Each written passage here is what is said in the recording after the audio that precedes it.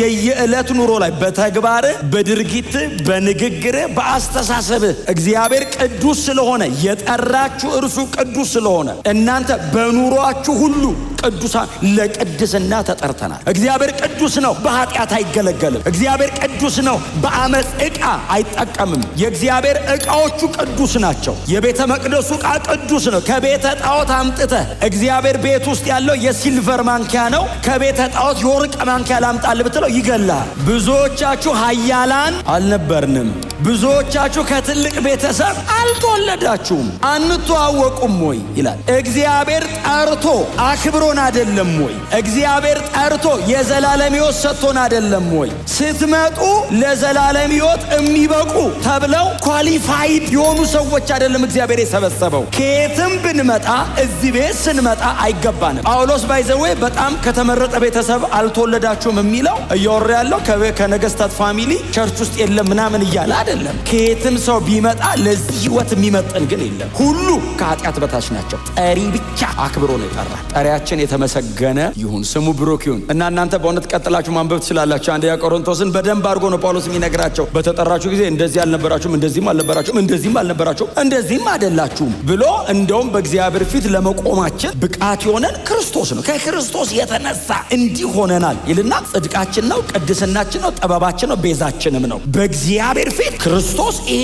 ሁሉ ነው ይልና ማንም በስራው እንዳይመካ የሚመካ ቢኖር በእግዚአብሔር። ጠሪያችን ክቡር ስለሆነ እዚህ ቤት ተጠርተን ገብተን ከብረናል። ግን ስንጠራ ለምንድን ነው የጠራን? እግዚአብሔር እንደው ዝም ብሎ ሰብስቦ ተከተሉኝ ለማለት ነው የጠራን? ኦፍ ኮርስ እግዚአብሔርን ዝም ብሎ መከተልም ትልቅ በረከት ነው። ዝም ብሎ መከተልም በረከት ነው። በእውነት ዝም ብለን ሰው እንከተል የለ እንዴ? በጣም ጥቂት ነገር አድርጎልኛል ብለን ውለታ ቆጥረን እኮ እድሜያችንን በሙሉ የሆኑ ሰዎችን እኮ እንከተላለን። ዘላለም አምላክን መከተል ክብር ነው። ግን ጴጥሮስ ምንድነው የሚላቸው? ነገር ግን የጠራችሁ እርሱ ጥቅሷንም በላት የጠራችሁ እርሱ ቅዱስ እንደሆነ እናንተም በኑሯችሁ ሁሉ ቅዱሳን ሁኑ። የጠራችሁ እርሱ ቅዱስ እንደሆነ እናንተም በኑሯችሁ ሁሉ ቅዱሳን ሁኑ። ለቅድስና ተጠርታችኋል፣ ለመቀደስ ተጠርታችኋል፣ ተቀድሳችኋል፣ ቅዱሳን ናችሁ። ፖዚሽናሊ ዩ ኦልሬዲ ሳንቲፋይድ። ይሄ አሁን የሆሊነስ ጥያቄ ፖዚሽናሊ ተፈጽሟል። በክርስቶስ ኢየሱስ ቅዱሳን ነን። አሁን ጴጥሮስ እያወራ ያለው ፖዚሽናል ነገር ነው እያወራ ያለው አይደለም። ኤክስፔሪየንሻል ነገር ነው እያወራ ያለው። የየዕለት ድርጊታችን ላይ ነው እያወራ ያለው። የቆሮንቶስ ቤተ ክርስቲያን ያ ሁሉ ነገር እያለባት በቆሮንቶስ ከተማ ላሉ ቅዱሳን ነው ተብሎ የተጻፈው። ኦልሬዲ በክርስቶስ ኢየሱስ ፖዚሽናሊ ቅዱሳን ነን።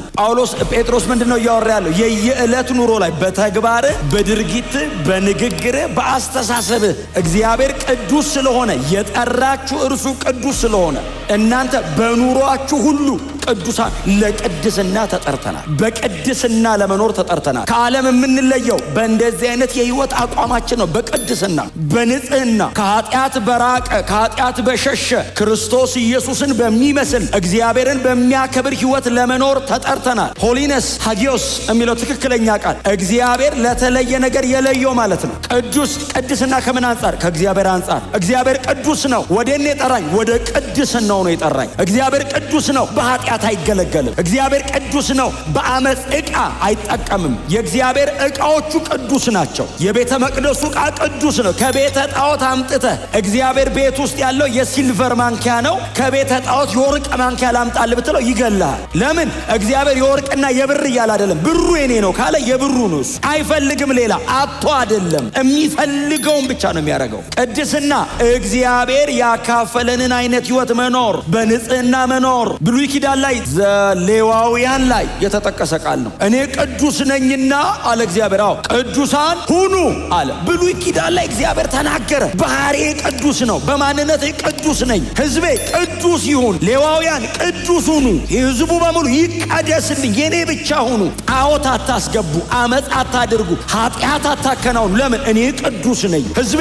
ቅዱስ ይሁን። አይችሉም፣ ይሰማሉ፣ አይችሉም። ለምን? ህጉ የተጻፈው በጽላት ላይ ነው፣ ደጅን የተቀመጠው። መቀደስ ይፈልጋሉ፣ አይችሉም። ያቃሉ እግዚአብሔር ቅዱስ እንደሆነ፣ ቅዱስ መሆን እንዳለባቸው ያቃሉ፣ አይችሉም። አዲስ ኪዳንስ ህጌን በልባቸው ላይ እጽፋለሁ አለና መንፈሴ በእነሱ ውስጥ ያድራል። ምክንያት የለውም ሰው። ቃሉን ነው መነግራችሁ ዛሬ። ክብር ለኢየሱስ ይሁን። ኦፍኮርስ በጣም ብዙ ነገር ሊኖር ይችላል። ሰው መሬት ላይ ሲኖር ይኖራል፣ ይደክማል፣ ጥርጥራለሁ እንዴ ይደክማል። እኔ ግን እያወራ ያለው ተውን የእግዚአብሔርን ቃል። ቅዱስ ቃሉ ምንድነው የሚለው? እኔ አለ እግዚአብሔር ቅዱስ ነኝ። እናንተስ በኑሯችሁ ሁሉ ማለት የየዕለት አይነት አክቲቪቲ ነው። ሰኞ ቸርች አለ፣ ሮብ ቸርች አለ፣ እሁድ ቸርች አለ፣ ባይብል ስተዲ አለ የተለያየ። ከዛ ውጭ ስራን ትሰራለህ፣ ኑሮን እኖራለሁ፣ ቤቴ፣ አደባባይ፣ ስራ ቦታ።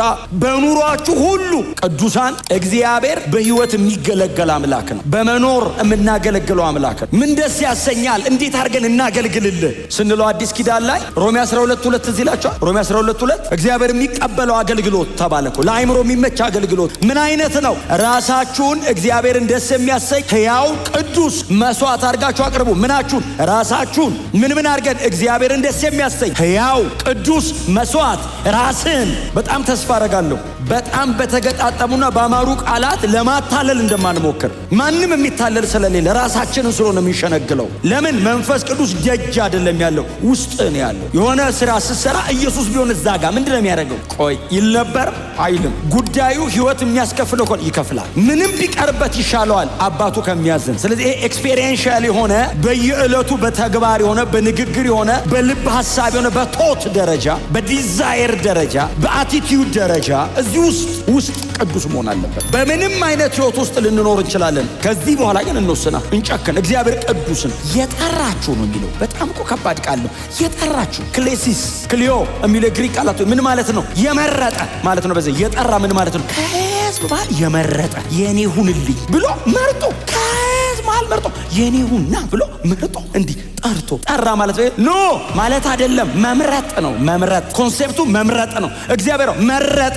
አጠገባችሁ በጣም ብዙ ሰው ወንጌል ተነግሮት እምቢ ብሎ አልሞተም። አንተ ተርፈ ቸርች አልመጣም። መርጦ እኮ ነው። ተመርጦ የመጣ እግዚአብሔር ለምንድን ነው የመረጠው? እኔ ቅዱስ ነኝ። ቅዱሱና ጴጥሮስ የሚላችሁ የጠራችሁ ጠሪ አለ። አሁን ዝም ብለን ተሰብስበን ቢሆን የፈለግነውን እንኖራለን። ተሰብስበን አይደለም፣ ዝም ብለን መተን አይደለም። የጠራ አለ አንድ። እስቲ አሜን በሏ። ተጠራርተን አይደለም የመጣ ነው። አንድ ጠሪ ነው ያለው። ሌላው በሙሉ ድምፅ ሰምቶ ነው የመጣው። አንድ ነው ጠሪያችን። በልጁ በክርስቶስ ኢየሱስ የመስቀል ሥራ በደሙ በኩል የጠራን አንድ ነው። ኑ እንታረቅ፣ እከሌ ኑ እስቲ እሺ ብለን መጣን። ቅዱስ ነኝ ግን አለ ስንመጣ። በኑሯችሁ ሁሉ ቅዱሳን ጴጥሮስን አይ ቲንክ ይጠይቁታል። የጠራችሁ ቅዱስ እንደሆነ በኑሯችሁ ሁሉ ቅዱሳን ሁኑ ሲል እንደዚህ ይሉታል። እኔ ብሎ ኪዳን ጠቅሳለሁ። ራሱ እግዚአብሔር በባሪያው በሙሴ አፍ እግዚአብሔር ቀጥታ ነው የተናገረው። እኔ ቅዱስ ነኝና ቅዱሳን። ጴጥሮስ በኑሯችሁ ሁሉ የሚላለበት እንጂ ይዝልወያኑ ክፍል እኔ ቅዱስ ነኝና ቅዱሳን። እንደው ምድር መሰላችሁ የሚለው በወርቅ ሳህል ያርግና ይላል ግንባሩ ላይ ቅድስና ለእግዚአብሔር ብሎ ይጻፍበት ይላል። ካህኑ ሲመጣ ያየው ሰውዬ ገና ፀሐይ ስትወጣ ያብረቀርቃል ግንባሩ። ምንድነው የሚለው? ቅድስና ለእግዚአብሔር ፍሬም አድርገው አሉ። ያለ ቅድስና እግዚአብሔርን ደስ ማሰኘት፣ ያለ እምነት ሰው እግዚአብሔርን ማየት እንደማይችለው ሁሉ ያለ ቅድስና ሰው እግዚአብሔርን ደስ ማሰኘት አይችልም። የተጠራነው ለቅድስና ነው። ይሰማል? ጎናችሁ ያለው ሰው በቅድስና እንኑር በሉት፣ ንገሩት። ለምን የተጠራን? ይሄ ቸርች ነው። እንደዚህ አይነት ነገር እዚህ ካልነገርናችሁ ዓለም እንደሆነ ተቀደስ አትልህም። እንደውም ሌላ ግብዣ ነው የምታቀርብልህ። በጣም ከባባድ ነገሮችን በጆሮአችን ከመለመዳችን የተነሳ አንዳንድ ነገሮች ቀለውናል። አንዳንዱን እንደውም አጽድቀን ሁሉ ጥቅስ ታኮ አስገብተንለት ቸርች ብናጠምቀው ደስ ይለናል። አንዳንዱን ኃጢአት ሐሜት ኖርማል አልሆነም። ስታንዳርዳችን እግዚአብሔር ነው። ለምን? የጠራን ቅዱስ ነው። ስታንዳርዱ ኦልሬዲ እግዚአብሔር ነው። አሁን እግዚአብሔር የሰው ስታንዳርድ ቢሰጠን ኖሮ አሁን ጥላሁንን እዩት ቢሆን ኖሮ ጥላሁን በጣም ብዙ ድካም አለበት ላዩ ላይ እና ከጥላይ አንጻር አሁን ጳውሎስን እዩት ብሎም ቢሆን ኖሮ እግዚአብሔር ጳውሎስ አለበት መጽሐፍ ቅዱስ ላይ ራሱ የተጻፈ አለ። አንዳንድ ነገር አለ። አሁን ዛሬ እኔ ጳውሎስ ስላልሆነ ጴጥሮስ ስለሆነ ጴጥሮስን እዩት እስቲ። አሁን ጴጥሮስ የሚባለውን ሰውዬ ራሱ እኔን እዩኝ ቢል ላይ ተራምደ እምነት ጎሎ አስበልተን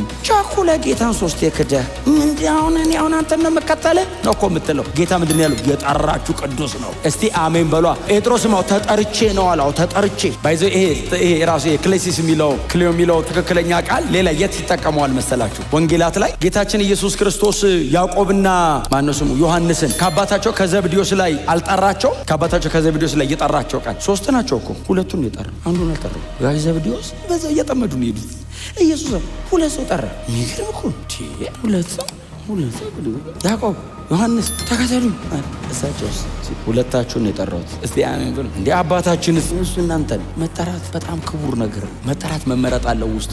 በጣም ቀላል ነገር አይደለም። ወደ ቅድስና ተጠርተናል። ስለዚህ ጻፉት። ወደ ቅድስናው ጠርቶኛል ብላችሁ ጻፉ። ሁለተኛ ደግሞ ጴጥሮስ ተጠርተናል ይላል። በጣም ይሄ በእውነት ነው ብላችሁ እዚህ ላይ ብቆይ ራሱ ደስ ይለኛል። ይሄ ቅድስናው ላይ ብቆይ። እሱ ካለ ጸሎት ቀላል። ኃጢአት ሰው ህይወቱ ላይ ካለ መጸለይ አይችልም። እንዲህ ብለህ ትጠጋዋለህ። ኃጢአት ሰው ህይወቱ ላይ ካለ ፈርስትሬት ነው የሚያደርገው፣ ተስፋ ይቆርጣል። ባይዘው ቅድስና ሲኖር ነው ተስፋ የሚታይ። ንቀት የምትለው ኃጢአት ዝርክርክ ነው የሚያደርግ፣ መኖር ነው የሚሰለች፣ ድክም ነው የሚያደርግ፣ አቅም ነው የሚያሳጣ። ህይወትን ንጹህ ሲሆን ጸሎት አለ፣ ወንጌል ትሰብካለህ፣ ጌታን ትላለህ፣ መመለሱ ትዝ ይልሃል። በቃ በጣም ፈርቨንት ነው ስፒሪት። ኃጢአት ሲነካ ያስታውቃል። እንቆቅልሽ ትላለህ። ጠላት ሰፈር ሄደ እንደ ሶምሶን እንቆቅልሽ አለ። እንቆቅልሽ አይደል ያለ ነው አላለም እንዴ? እንቆቅልሽ አለ። ምን አውቅልህ አሉት። ከሚባላ ውስጥ የሚበላ የሚያወጣ አለ። ግደል የተባለው ሰፈር ሄዶ እንቆቅልሽ ይጫወታል። ኃጢአት ሰይጣን የፈለገውን ነገር ከፍሎ ሶምሶንን ከገደለው ይበቃዋል። የፈለገውን ይከፍላል ሶምሶንን ለመጣል የፈለገውን። ችግር 300 ምናምን እኮ አጭዶ ይመጣል ሰውየው። 1000 ክምር በክምር ያደርጋል። ሰይጣን ታርጌቱ ምንድነው?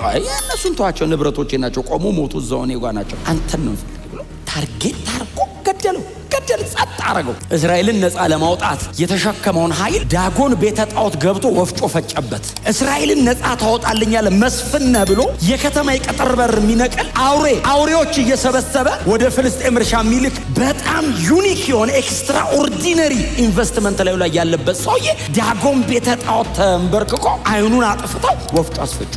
ምንድነው ይሄን ያደረገው? ኃጢአት we have to serious። እንደዚህ አይነት ነገር ላይ ህይወታችሁ ላይ ዲማርኬሽን ያስፈልጋችኋል። መለያ መስመር ያስፈልጋችኋል። ኖ ማለት መልመድ አለበት። አፋችሁ የቀረበላችሁ ግብዣ ላይ ሁሉ እየተቀመጣችሁ በኋላ ላይ የገባው ምግብ ህይወትን ሲበጠብጣው መኖር የለብህም። እምቢ። ምንም ይቅርብን ጌታ ከሚቀር፣ ምንም ይቅርብን ጌታ ከሚያዝን። ምንስ ይቀርብናል? ኃጢአት ሞት ነው ያለው። የሚቀርብ ሞት ነው። ኃጢአት እምቢ ብል። ቅድስናስ የዘላለም ህይወትና ደስታ እርካታ ነው ያለው። በኃጢአት ከሚገኝ ገንዘብ ይልቅ አይደለም የሚለው ከእግዚአብሔር ህዝብ ጋር መከራ መቀበልን የሚበልጥ አድርጎ ቆጥሯልና። በኃጢአት የሚገኝ ገንዘብ ለምንድነው ያላጓጓ? ኮንሲኩዌንሱ ዴዝ። ይሄኛውስ የዘላለም ክብር። እስቲ አሜን በሏ። ለቅድስና ጠርቶናል። ማነው ጠሪያችን? ቅዱሱ። እና ምን ዲማንድ ያደረገ ከኔ? ቅድስና።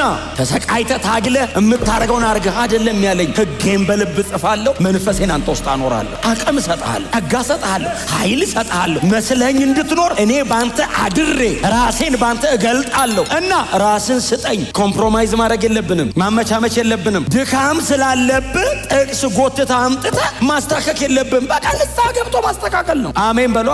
የጠራችሁ ቅዱስ። የምትነግዱ ሰዎች፣ የምትሰሩ ሰዎች፣ የምትማሩ ተማሪዎች ህይወታችንን መስመር ማስያዝ አለብን። ቅድስና ላይ መደራደር የለባችሁ። ሁለተኛ ለምንድነው የተጠራ ነው? ምዕራፍ 2 ቁጥር 9 ምንድነው የሚለው? 2:9 እናንተ ግን ከጨለማ ወደ አስደናቂ ብርሃን ሂዝ ማርቬሊየስ ላይት። በጣም ከጨለማ ይላል። ጨለማውን አያደንቀውም። ምን ይደንቃል? ጨለማ እንዴት አድርገህ ታሽሞኖሙኗል? ምኑን አይተህ ነው? ብርሃን እኮ ይታያል፣ ትተያያለህ። እውቅና ለመስጠት ራሱ ብርሃን ያስፈልጋል። ወደ አስደናቂ ብርሃን።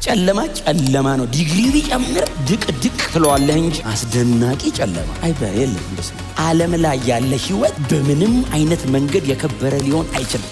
ሰይጣን በጣም ካመቻቸል እየገደለህ ነው። በጣም ካወጣህ ጸልየ መውረድ ነው ያለብህ። ጸልየ ጾም ጸሎት ይዘህ ጌታ ሆይ በየት በኩል ነው ብለህ አሹሉከኝ መሬት ነው መሆን ያለብህ። በጣም ካወጣህ በቃ ይኸው ሶምሶን ሺህ ገዳይ አንበሳ ገዳይ ብቻውን ዘራሪ ብለው ሲወርድ ለመቅበር ራሱ አጥንቶ አይገኝም። ሰውዬው ብትንትን የሚለው አየር ላይ በፍጹም። ሰይጣን የሚያከብረው ሰው የለውም። እሱም የተዋረደ ነው። አልቲሜትሊ ሰው ማዋረድ ነው የሚፈልገው። እሱ የእሳት ፍርዱን እየጠበቀ ነው። አልቲሜትሊ ሰዎችን ወደዛ እሳት ባህር ማስጣል ነው የሚፈልገው። በፍጹም ዓለም ክብር የላትም። የተዋረደች ናት። ውሸት ነው። የተበረቀረቀ ነው። ውሸት ነው። እውነተኛ ብርሃን የዘላለም ህይወት ያለው እዚህ ነው፣ ኢየሱስ ጋር ነው።